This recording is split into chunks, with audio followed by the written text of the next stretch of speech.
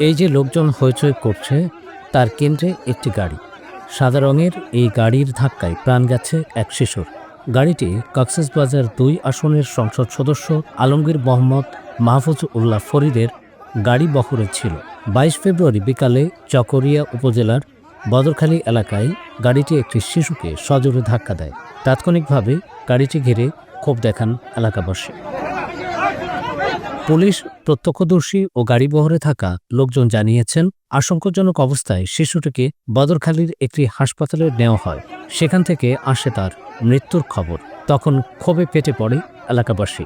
শিশুটিকে ধাক্কা দেওয়া গাড়িটির উপর ক্ষোভের বহিঃপ্রকাশ ঘটান স্থানীয় লোকজন। গাড়িটির সামনের ও পাশের গ্লাস ভেঙে গেছে। ৭২ ঘন্টা ময়েশ্চার লক সমৃদ্ধ লিলি বডি ওয়াশ, শিয়া বাটারের গুডনেস স্কিন রিপেয়ার করে রাখে সফট ও গ্লোয়িং। এই গাড়ির ধাক্কায় প্রাণ হারানো শিশুটির নাম মোহাম্মদ ওয়ালিদ। তার বয়স ৭ বছর। সে বদরখালী ইউনিয়নের আহমদ কবিরের ঘাটা এলাকার প্রবাসী আমান উল্লাহর ছেলে।